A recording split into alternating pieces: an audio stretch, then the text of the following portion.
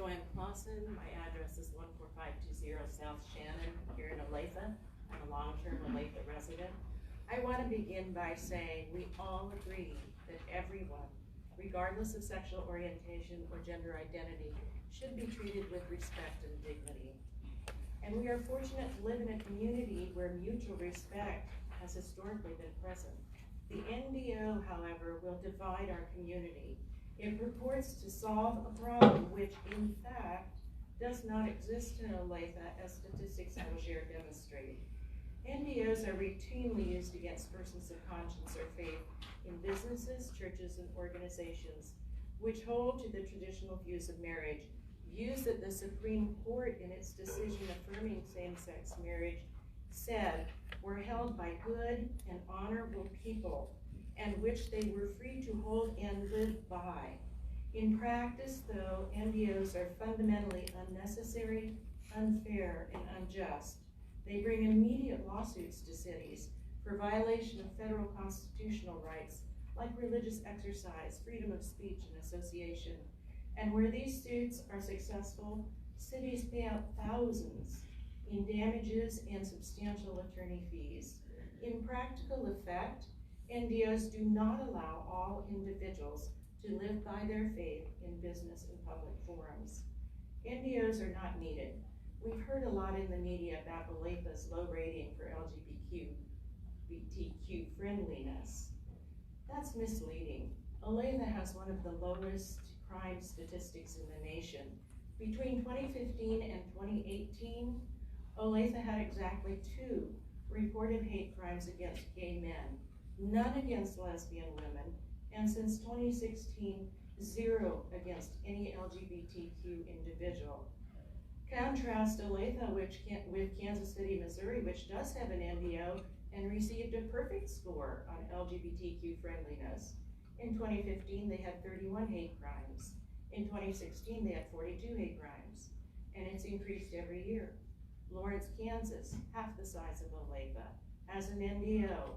In the same year Olathe reported 1 hate crime, they reported 15. The reality is we are a tolerant, welcoming community. None of us want any hate crimes at all. But the FBI statistics tell us that a U.S. citizen is much more likely to be the victim of a property crime or a violent assault than a hate crime. It's especially important to note that the existence of NDOs does not prevent the commission of hate crimes. Ohio and California have state-level NDOs, and yet they still have among the highest level of hate crimes in the country. And those are against religious people and minorities, which are already protected groups. The bottom line is, NDOs don't protect anybody. They're unneeded and they're ineffective. And they're not fair. They put the burden on the ordinary, everyday citizen to have heightened awareness for any potential infractions, such as using the wrong pronoun or refusing to perform a service that may be against a sincerely held belief. Example, Carla and Annelle Larson are filmmakers who were ordered under a city NDO to produce a film in violation of their beliefs or face severe penalties, including jail time. The masterpiece cake baker is now facing his 3rd lawsuit, and the person suing him asked him to make a cake holding a Satan with an active dildo on it. That's the end result of NDOs. Many NDOs are also unconstitutional. They retain impositions on individuals, businesses, and public areas. Many of them are costly in many different ways. For example, both NDOs require open bathrooms. Target experience can tell us that when an open bathroom policy is implemented, sexual assaults go up dramatically. Could I have my time back for that interruption, please? The data shows that target sexual assaults went up dramatically once an open bathroom policy was implemented. The proposed NDOs also require an investigation process for every alleged infraction. That costs the city tremendous amounts of personnel, time, resources. Every person subject to an investigation must then defend themselves, and the city must defend against lawsuits.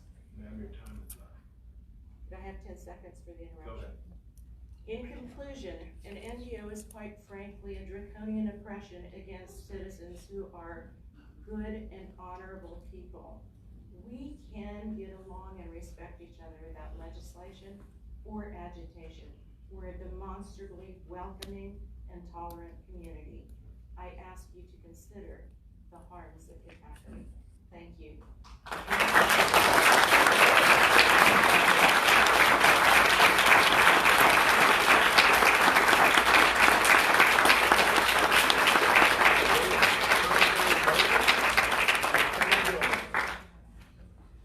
Rosemary Bowden and then Kevin